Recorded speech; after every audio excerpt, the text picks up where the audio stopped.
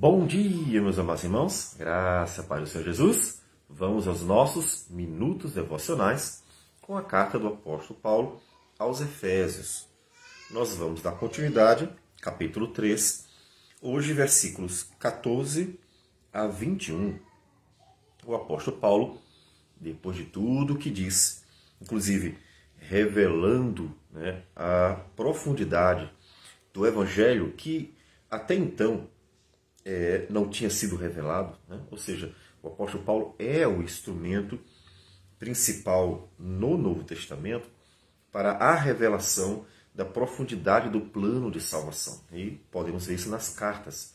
E o apóstolo Pedro, inclusive, chegou a reconhecer que o Senhor usou o apóstolo Paulo para trazer a revelação da riqueza do plano de salvação. Então, diante de tudo o que ele tem dito, inclusive do fato de que ele tem sido prisioneiro por causa de Cristo, por amor aos gentios, aqueles que estão sendo evangelizados, aqueles que estão adentrando a igreja de Cristo, por causa de suas tribulações. Então, por causa de tudo isso, ele diz assim: por esta causa me ponho de joelhos diante do Pai. Devemos considerar que esta causa seja tudo. Por quê? Porque não é só a tribulação. A tribulação é o que desperta ele, é o que ele vai dizer. Orar ao Senhor. Ele, diante da tribulação, ele clama a Deus, porque significa que a jornada cristã não é fácil e os cristãos, no caso, os efésios, precisavam que o Senhor fortalecesse, como ele vai dizer. Mas a sua oração não é só por causa da tribulação, mas por sua convicção do plano de salvação, por sua convicção da riqueza que é o Evangelho, do tamanho da graça de Deus, da vontade divina de inserir os gentios na igreja, na comunidade de Israel, como ele diz. Então, o conhecimento de toda a riqueza e glória do Evangelho, do plano de salvação, a bênção que Deus concede aos pecadores, não só judeus, mas também gentios, e diante da tribulação, ou seja, da dificuldade que é ser cristão naqueles dias, diante dos desafios que ele mesmo está enfrentando e que a igreja também está não só vendo, mas já se envolvendo. Então, diante disso, ele se põe de joelhos diante do Pai. E já é o gesto de oração. Então, ele coloca-se diante do Senhor para rogar. Então, é fundamental que o cristão coloque em prática aquilo que ele aprende, aquilo que a Escritura ensina e que, portanto, diz que acredita. Veremos, inclusive, nesse texto, a soberania de Deus. Portanto, a completa confiança do cristão. E isso tem uma implicação, que é a atitude. Qual é a atitude? Clamar ao Senhor. Clamar. Colocar diante de Deus. Como o Antigo Testamento, os salmistas, principalmente salmos de Davi, falam muito sobre eu coloquei diante do Senhor, clamei ao Senhor, orei ao Senhor, e Ele me ouviu, e o Senhor me atendeu, e assim por diante. Inúmeras vezes ele ora a Deus na luta. É a mesma coisa que o apóstolo Paulo faz. Eu sei que nós podemos muitas vezes tomar atitudes, mas de antemão, a melhor coisa e o que Deus nos ensina a fazer é clamar ao Senhor. Lembre-se que Davi mesmo, por 2 vezes, não apenas uma, por 2 vezes, teve a oportunidade de matar Saul, seu inimigo, que perseguia Davi sem nenhum motivo. Porque Davi em nenhum momento mostrou intenção de tomar o reino. Apesar de ter sido ungido, ele em nenhum momento se opôs a Saul. Ou seja, Saul estava se sentindo ameaçado, apesar de Davi não ter feito nada. E por 2 vezes, Davi teve na mão a chance de matar Saul. Na mão mesmo. Ele estava com Saul na sua presença. Saul nem sabia. Estava numa caverna. E ele simplesmente poderia ter matado. Pegava sua espada e matava. E ele não fez. Ele colocou diante de Deus. Veja que coisa fantástica. ele teve a chance de solucionar seu problema. Ele poderia ter solucionado com as suas mãos. Fácil, fácil, fácil. Tanto que todos os seus soldados, todos os seus companheiros ali de luta, estavam instigando. Olha, é agora, Deus está colocando o seu inimigo diante de você. Mata ele, mata ele. Ele pediu perdão a Deus porque quase fez isso, né? Se sentiu motivado a isso e entregou nas mãos do Senhor. Não, quem vai fazer isso é Deus. Então, veja que Davi foi um exemplo, talvez um dos mais importantes, de como de fato Deus nos ensina a orar, colocar diante dele, confiar nele, sabendo que Deus tem um plano, tem um propósito. Não adianta acreditar em predestinação, não adianta acreditar em soberania de Deus, não adianta acreditar em decreto divino, se isso não tiver uma implicação prática na sua vida. Não adianta você dizer que Deus pode tudo, sabe tudo, planejou tudo, é o Senhor de tudo, e no final das contas, a igreja viver, como tem acontecido, é exatamente assim, como se tudo tivesse dependendo tão somente dela. Por isso que ela está tão corrompida. A igreja, ela tem sido literalmente conduzida pelos pecadores, não pelo Senhor. E em vez de estar realmente sendo dirigida pela palavra e pelo Espírito de Deus, uma igreja que depende de Deus, é uma igreja que, na verdade, os pecadores tomaram a frente, a rédea. Então o convite que o apóstolo Paulo nos faz é: coloca a tua vida em oração. Apresenta a tua vida em oração. Coloca diante de Deus. Ou seja, Ele é Senhor de tudo. É Ele que pode tudo. E é Ele que tem um plano para tudo. Então, coloca diante do Senhor. Isso não significa, para você não entender mal, que o cristão ele não faz nada da vida. Nós que não. Mas o cristão faz o que Deus diz para fazer. Por exemplo, o cristão ele não fica sem fazer nada esperando que Deus providencie tudo, por exemplo. Não, ele faz o que deve ser feito. Ele procura trabalhar, ele procura estudar, ele procura servir, ele procura fazer as coisas que tem que fazer. Ele faz o que está ao nosso alcance, conforme a ordenança de Deus. Porque o próprio Deus, que disse para esperar nele, entrega o teu caminho ao Senhor, confia nele, mas ele fará. O mesmo Deus disse para nós servirmos, trabalharmos, nos dedicarmos, sermos bênção e assim por diante. Portanto, não é não fazer nada, mas é sempre entregar tudo nas mãos do Senhor, para que inclusive Ele dirija com a sua sabedoria os nossos passos. E a gente vai sendo conduzido por sua palavra. Então coloca tudo diante do Senhor. Então veja, diante de tudo, ele se põe de joelhos diante do Pai.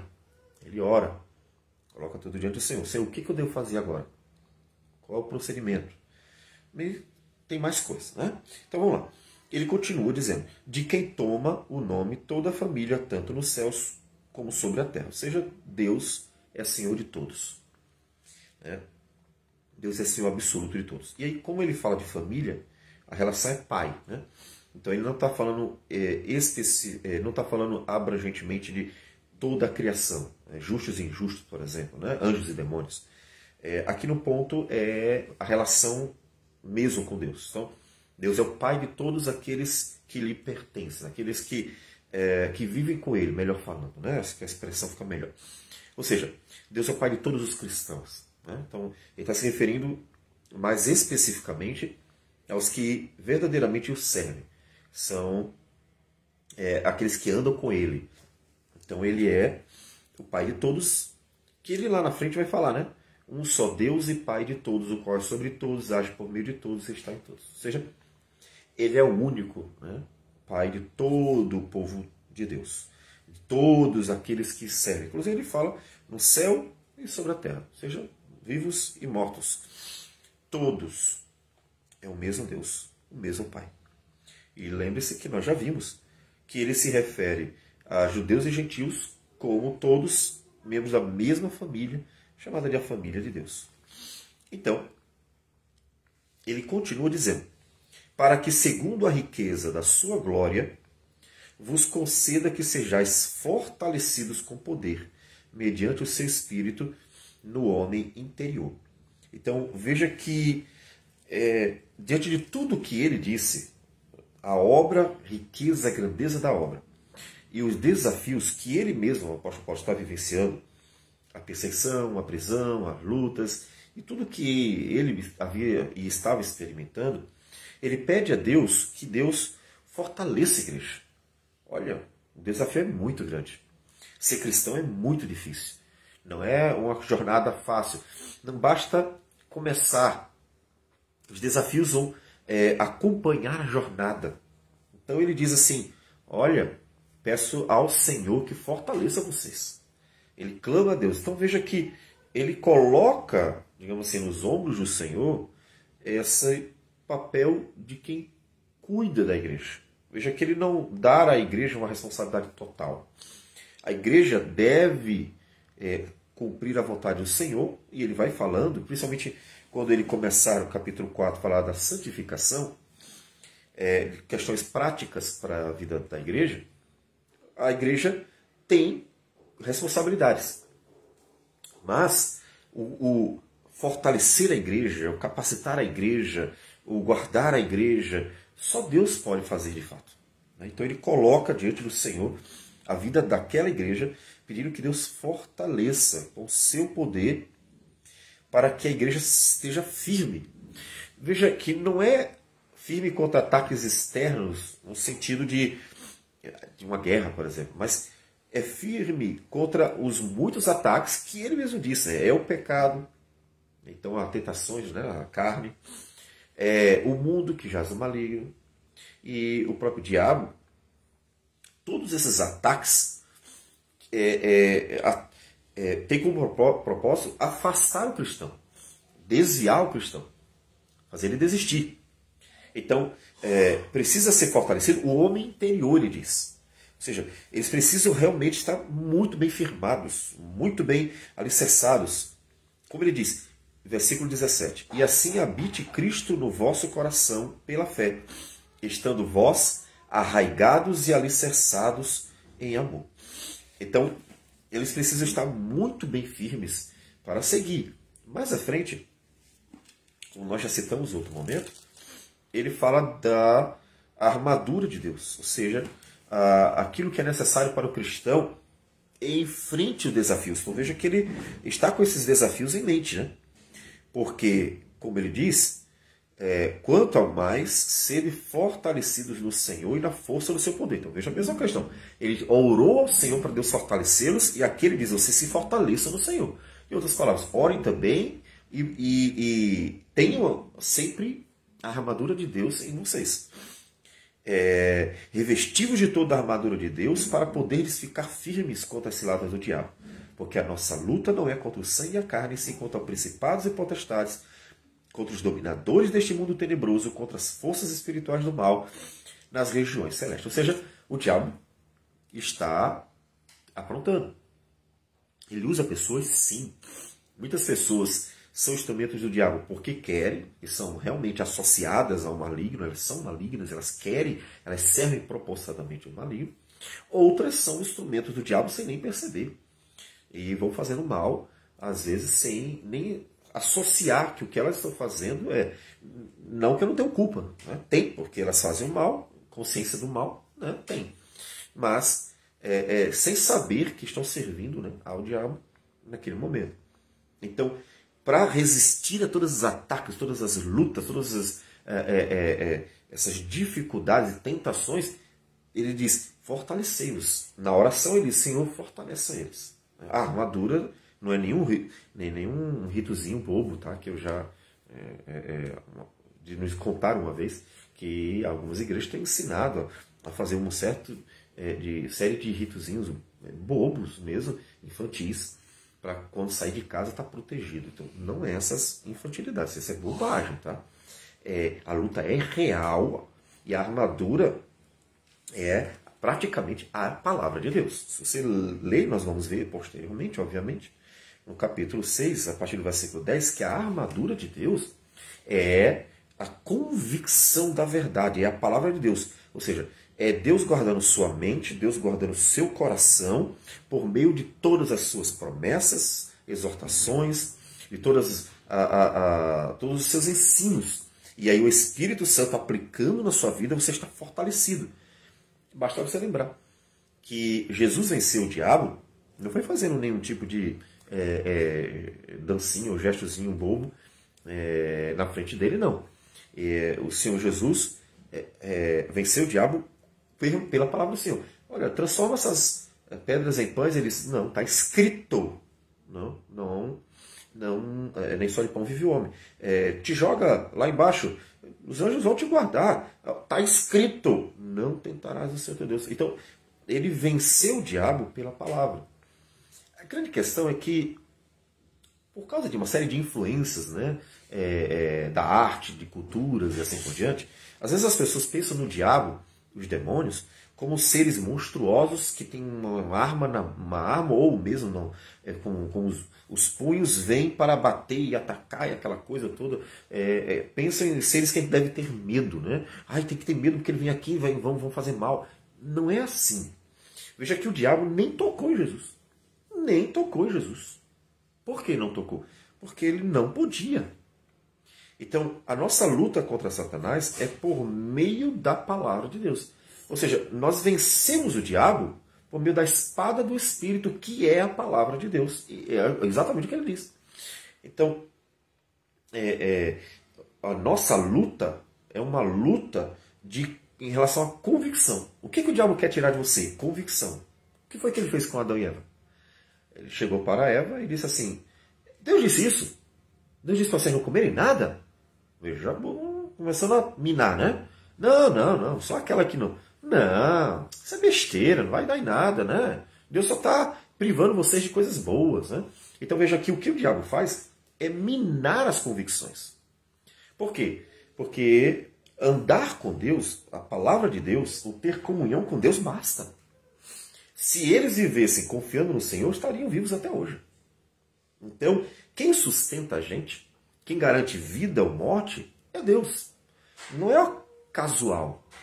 Ninguém vai vir, blá, blá, blá, vai fazer nada, como se Deus não pudesse fazer controle. Ninguém. Aí você pode dizer assim, mas os mártires, por exemplo, foram atacados, sim, mas Deus disse que estava no controle. Apocalipse, capítulo 6, versículo 9, ele diz que aparecem os que já foram mortos por amor a Cristo, e eles oram, Senhor, até quando o Senhor não vai vingar o sangue dos que habitam na terra? Estão sofrendo, estão apanhando, muitos estão morrendo. Você não vai vingá-los, você não vai fazer justiça, porque eles estão sendo perseguidos e assim por diante, tudo pelo teu nome. Ele diz assim, calma, até que se cumpra o número dos que morrerão por amor a Cristo, como vocês. Então Deus disse assim, em outras palavras, tudo faz parte do plano. Vocês serão recompensados, vocês já estão em paz, descansando, eles também. Então calma, só calma. Então, não é uma guerra aleatória em que o inimigo bravo e a gente tem que estar com medo como se fosse o bicho-papão, porque ele pode fazer o que ele quer e vem atacar e a gente tem que estar... Não é. Até aqueles que podem nos fazer mal é só porque Deus deixa, com propósito bom. Ou seja, ele glorifica o nome dele na morte daqueles que são fiéis, ele glorifica o nome dele no testemunho daqueles que continuam firmes pregando Cristo, apesar de todas as perseguições, ameaças e assim por diante.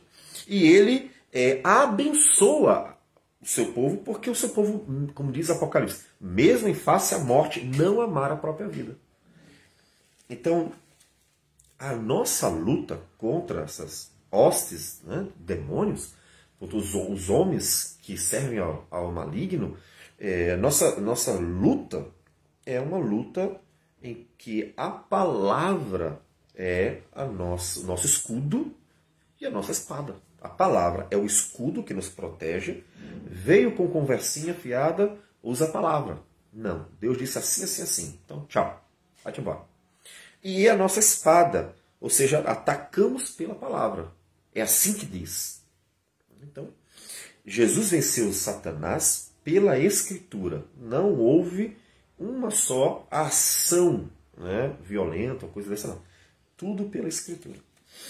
Então, o apóstolo Paulo ora a Deus para que Deus fortaleça a igreja, para que ela seja forte para lidar com todos os desafios pelo conhecimento. Observe que é pelo conhecimento. Ele diz o seguinte, versículo 18 agora, capítulo 3, versículo 18.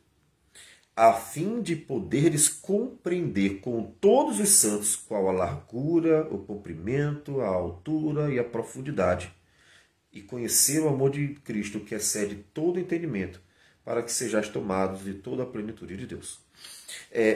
O que ele quer? Duas coisas ele enfatiza aqui.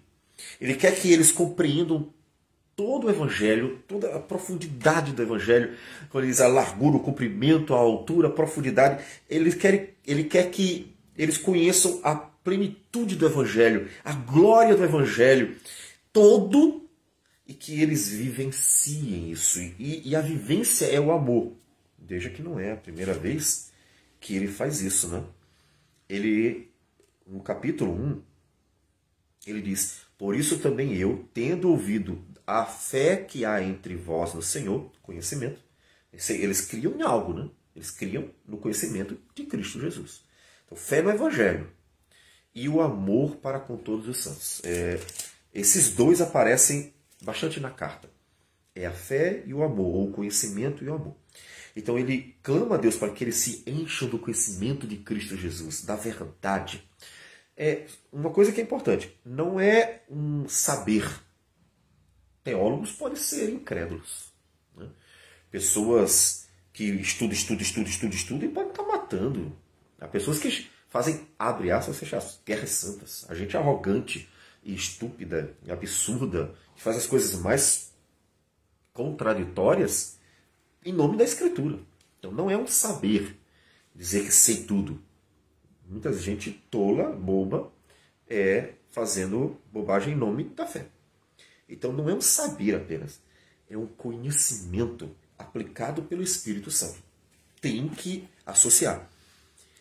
Veja, sejais fortalecidos com poder mediante o seu Espírito no homem interior. Então não tem como dissociar na Escritura o conhecimento da verdade da operação do Espírito Santo. Porque só o saber não resolve. Tanto que o apóstolo Paulo diz aos Coríntios, o saber ele ensoberbece. As pessoas, por achar que sabem mais do que as outras, se tornam arrogantes, soberbas. E, veja que ele mesmo diz isso. E disse até que Deus, para que isso não acontecesse com ele, né, teve aquela questão do espinho na carne. Então não é só o saber, mas é o conhecimento aplicado pelo Espírito Santo. Ele ora a Deus, que eles entendam. Ou significa, desde já, intrinsecamente, que o teu Espírito aplique, opere poderosamente, dando sabedoria e fazendo eles compreenderem não só o conhecimento, mas a aplicação dele para a vida deles. Por isso que, inclusive, o amor, né, que é relacionado entre eles, né, arraigados e alicerçados em amor. Veja que ele acabou de revelar que os gentios fazem parte da família de Deus. Então, ele falou sobre a relação cristã, né? Ou seja, que eles vivenciem a beleza do que é o Evangelho. Porque lembre-se que a obra da salvação não é só o conhecimento de quem é Deus. A obra da salvação é Deus mudando a gente e nos fazendo parecidos com Cristo. E, portanto, nos fazendo cheios de amor, fazendo cheios de paciência, cheios de graça, de misericórdia, de bondade e assim por diante. Ou seja, a obra da salvação é o conhecimento de quem é Deus e a aplicação da glória de Deus à nossa vida, porque nós somos feitos à imagem dele. E a obra da salvação é a restauração dessa imagem. Então não tem como separar o conhecimento de Deus da aplicação desse conhecimento à vida cristã. E ele quer que eles tenham tudo isso. Que eles tenham tudo isso. Que eles desfrutem desse conhecimento extraordinário, que é a glória, a beleza da santidade de Deus. E que isso seja aplicado pelo Espírito Santo à vida deles, para que eles possam viver o amor de Deus entre eles e assim testemunhar a beleza da santidade do Senhor. Então, isso tudo deve ser compreendido, porque essa é a plenitude do Evangelho, dada a nós, aplicado a nós. Por isso que ele diz, e conhecer o amor de Cristo. Lembre-se que o amor de Cristo é o amor dele por nós e o amor dele em nós. Terceiro grande mandamento. O Senhor Jesus, ele mostra o seu amor para com os seus discípulos e ele aplica o seu amor à vida dos discípulos. Quando ele diz assim, novo mandamento vos dou, que vos ameis uns aos outros, assim como eu vos amei. Olha, eu amo vocês. E eu vou mostrar o meu amor. Eu vou morrer por vocês. Então ele mostra, ele revela aos seus discípulos o conhecimento da profundidade de seu amor. E ele não é só em palavras, ele revela pela cruz. A cruz é a revelação da profundidade, da largura, do comprimento, né? Da altura do amor de Cristo. Mas ele diz assim, e da mesma forma, amem como eu amei. Então ele revela o seu amor e ele aplica esse amor. Nisto conhecerão todos que sois meus discípulos, se tiveres amor uns aos outros. Então o apóstolo Paulo quer que eles vivam isso. Porque observe que até a vivência do amor de Cristo no povo de Deus não só é um deleite extraordinário, porque imagina... Como deve ser gostoso. Eu digo deve porque a gente está vivendo uma geração caótica, uma religiosidade caótica, né? O problema, as confusões, sei lá, o negócio é uma loucura já. Então, imagine viver a beleza de uma vida cristã em que as pessoas se amam de verdade, elas se dão. Elas tiram de si para dar ao outro, elas se esforçam, elas cuidam, elas guardam, elas protegem, elas abençoam, elas se preocupam e assim por diante. Pense numa família perfeita. Toda família é pecadora, então toda família terá problemas. Mas pense quando isso vai sendo reduzido, né? Então a igreja é para ser isso. Inclusive, quando Jesus voltar, tirar de nós o pecado e seremos incorruptíveis, seremos uma grande família perfeita, onde viveremos a plenitude do amor de Cristo em nós, porque não tem mais pecado. E sem pecado viveremos o amor plenamente. Então, mesmo que a gente saiba que isso só vai acontecer lá na frente, quando Jesus voltar, que o apóstolo Paulo nos diz em 1 Coríntios 15, mas ele já ora por isso e nós motiva a igreja a querer isso. Em outras palavras, a igreja sabe que vai ter um momento para isso, mas ela já deve cultivar isso, ela já deve ansiar por isso, ela já deve desejar, porque ela já está sendo alvo do processo de santificação que Deus opera na vida dela. Ela já está sendo alvo do agir do Espírito de Deus, que pela palavra está transformando, está tirando todas as arestas, está aparando tudo, está restaurando a vida do pecador, para que no tempo certo ele seja plenamente transformado à imagem de Cristo Jesus. Então, a igreja sabe que haverá um momento para isso, mas ela já deve ir cultivando isso, já deve ansiar, já deve buscar em Deus isso, ela já deve. Por quê? Inclusive, isso serve para o testemunho de todos, né? Citando outra vez as palavras do Senhor Jesus, lá em João 13, 34 e 35, no 35 ele diz assim, nisto conhecerão todos que sois meus discípulos. Ou seja, nisto, isso testifica para vocês mesmos que vocês verdadeiramente foram convertidos, porque o Espírito de Deus está operando em vocês e aplicando o meu amor na vida de vocês. Vocês estão vivenciando, não é só da boca para fora, vocês estão vivendo o meu amor. E isso testemunhará para todo mundo que vocês são meus discípulos, porque verão que como eu amei vocês morrendo numa cruz por vocês, vocês também estão prontos para isso. Então, percebam que isso glorifica a Deus. Então, de um lado, viver a beleza da nova vida em Cristo é uma bênção para a igreja, porque imagina você ver Deus tirando todos os seus pecados e fazendo você ter plena satisfação nele, e viver plenamente o amor dele, e viver pela esperança. Nada vai te abalar, não importa o que aconteça, porque você tem uma esperança, que você está arraigado nela, e uma convicção plena, em que nada tirará essa convicção do seu coração. E viver tudo isso é uma bênção, porque isso traz paz ao coração, propósito de vida, e então você segue com o Senhor. Mas do outro lado, principalmente, tudo isso glorifica a Deus, porque tudo isso vem dele. Como Deus é a fonte de tudo que é bom, como Deus é a causa de tudo que é bom, como é pelo Espírito Santo que tudo isso é aplicado à nossa vida, e Deus vai operando isso no nosso coração, então tudo isso glorifica o nome dele. Porque se em algum momento você me disser que está se orgulhando de ter uma vida sendo transformada, então você já não está entendendo bem quem está fazendo isso na sua vida. Já tem um problema. Porque qualquer manifestação de orgulho, mesmo que seja por uma coisa boa, já é uma demonstração de debilidade, de fraqueza, de mediocridade. O orgulho nada mais é do que o pecado. É a mediocridade do pecador ignorante e incapaz de perceber sua própria miséria e ver que, na verdade, somente Deus é a fonte de tudo que é bom. Então, o orgulho nada mais é do que uma tolice. Então, em hipótese alguma, nos orgulharemos disso, porque é Deus que está operando em nós. E ele continua dizendo: ora, aquele que é poderoso para fazer infinitamente mais do que tudo quanto pedimos ou pensamos, conforme o seu poder que opera em nós, a ele seja a glória. A quem? A ele seja a glória na igreja e em Cristo Jesus, por todas as gerações, para todo sempre. Amém. Ele está orando a quem? Ele está orando a esse. Veja, ele se coloca de joelhos diante do Pai. E quem é? É aquele que é poderoso para fazer infinitamente mais do que tudo quanto pedimos ou pensamos. Pensa numa coisa, pronto, ele pode fazer infinitamente mais. Então, ele acabou de revelar a amplitude da obra da salvação. Uma obra planejada na eternidade. E que ninguém, nem o diabo, nem os homens, nada, ninguém conseguiu e nem conseguirá. Pode tentar. Quer tentar? Boa sorte, vai. Você não vai conseguir impedir que Deus realize a sua obra.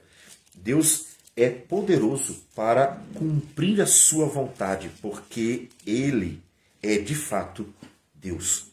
Veja que o apóstolo Paulo mostra essa convicção da soberania de Deus quando ele diz assim, Romanos 8, né? Quem nos separará do amor de Cristo? Há pessoas tentando nos separar do amor de Cristo? Há muitas. O demônio tenta nos separar do amor de Cristo constantemente. Pessoas malignas tentam nos separar do amor de Cristo constantemente. O pecado quer nos separar do amor de Cristo constantemente. Esses três inimigos de nossa alma querem nos separar do amor de Cristo. Então, sim, há muitas tentativas de separar o cristão do amor de Cristo. Então, não é apenas retórico, é real. Mas quem nos separará do amor de Cristo? Será a tribulação? Ou a angústia, ou perseguição? Ele está falando de coisas reais. Ele não está falando hipoteticamente, hiperbolicamente, metaforicamente. Não. O apóstolo Paulo está falando de coisa que, inclusive, ele vivenciou, e fala, inclusive, aos Coríntios, né? Há mais de uma lista em que o apóstolo Paulo conta algumas coisas que ele viveu. Inclusive, ele disse ter recebido 5 quarentenas de açoite. Ou seja, menos um, né? Porque eram 39, na verdade. Então, 195. O cara foi açoite, não de uma vez só, né? Mas 5 vezes recebeu açoite. Então, ele não está falando de coisas hipotéticas. Ele fala de coisas reais. Será que a tribulação pode nos separar do amor de Cristo, fazer-nos desistir? Ou a angústia? Ou a perseguição? Ou a fome?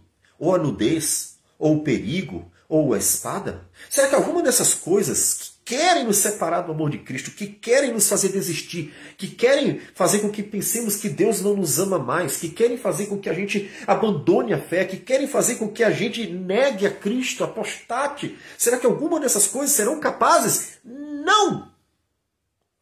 Porque, como ele diz, como está escrito, por amor de ti somos entregues à morte o dia todo. Fomos considerados como ovelhas para o matadouro. Deus mesmo está realizando a sua obra em nós, nisso tudo. O próprio Deus nos entregou e, portanto, Ele mesmo está conosco. Lembra do Salmo 23? Todo mundo cita. Mas lembra do Salmo 23? Versículo 4. Ainda que eu ande pelo vale da sombra da morte, não temerei mal algum, porque tu estás comigo. A tua vara e o teu cajado me consolam. Ou seja, Ele mesmo nos entregou para sofrermos nesse mundo. Mas Ele mesmo está ao nosso lado, operando poderosamente pelo Espírito Santo em nosso coração, nos sustentando com sua forte mão e assim nos guardando com seu poder, porque nada nem ninguém pode arrebatar as ovelhas de Cristo de suas mãos. Agindo Deus, quem impedirá?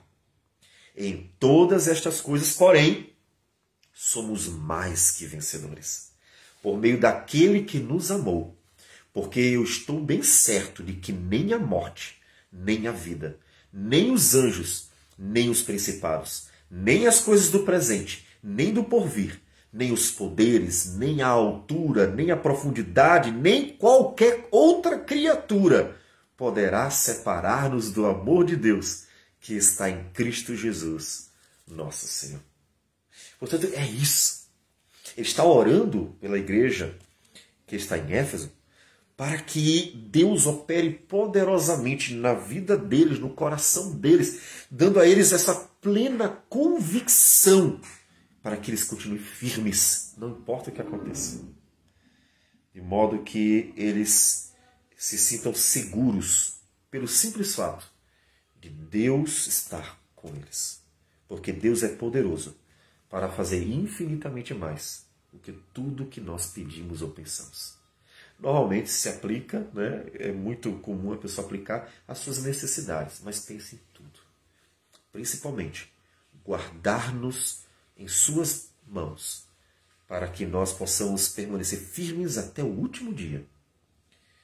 De forma que, lembra que nós falamos que quando o apóstolo Paulo fala que ele está edificando sua igreja, ele está principalmente ali naquele texto se referindo a colocar cada tijolinho no prédio até que ele fique concluído. A igreja só estará concluída quando o último tijolinho for colocado. E ninguém vai impedir isso. Ninguém vai impedir que Deus cumpra o seu plano de que todos os cristãos formem a igreja plena. No último dia, essa igreja estará concluída. Todos os cristãos estarão lá. Todos os que Deus planejou serão unidos a Cristo e estarão compondo a igreja do Senhor, que é o templo do Espírito de Deus, para que Deus habite nela para sempre. Então, ele ora para que Deus fortaleça os irmãos e então seja glorificado. E ele glorifica, né? A ele seja a glória. Então, observe que as doutrinas que Deus nos ensina sobre os seus planos, sobre o seu poder, sua glória, tem aplicações práticas e o cristão precisa colocar em prática. Orar, confiar, colocar diante de Deus, clamar, sim, sempre colocando a vida diante de Deus, porque Ele ordenou e isso nos aproxima dEle e isso glorifica o nome dEle testemunhando. Então o fato de Deus ser o soberano e ter plano não significa que a gente deve ficar sem fazer nada. De forma alguma. Ele ensinou por várias razões, inclusive para testemunharmos diante de todos a glória dele, que nós oremos, clamemos, busquemos, cultivemos, estejamos com ele, para que o plano glorifique o nome dele neste mundo. E assim a gente também se alegre no Senhor. Então, coloca a sua vida nas mãos do Senhor também, como ele fez. Coloca a vida da igreja nas mãos do Senhor e segue em frente. Porque desistir não é uma opção. O Senhor tem um plano e Ele vai cumprir. E nós precisamos ser firmes e fortes até o fim. Porque Ele mesmo tem um propósito para as nossas vidas. Vamos orar ao Senhor. Senhor Deus amado, bendito o Teu nome. Nós Te louvamos, Te glorificamos, exaltamos, bendizemos porque o Senhor é Deus. E nada pode, Deus, impedir o Teu agir. E nós somos gratos por Tua graça sobre nossas vidas e pedimos que nos fortaleça. Porque sim, muitos serão muitos serão os desafios, as lutas da vida cristã, mas o Senhor é poderoso para cumprir em nós a tua vontade, que é boa, perfeita e agradável. Receba a nossa oração, nossa gratidão e tudo isso em nome de Jesus. Amém, Senhor. Deus abençoe a todos e tenha um bom dia.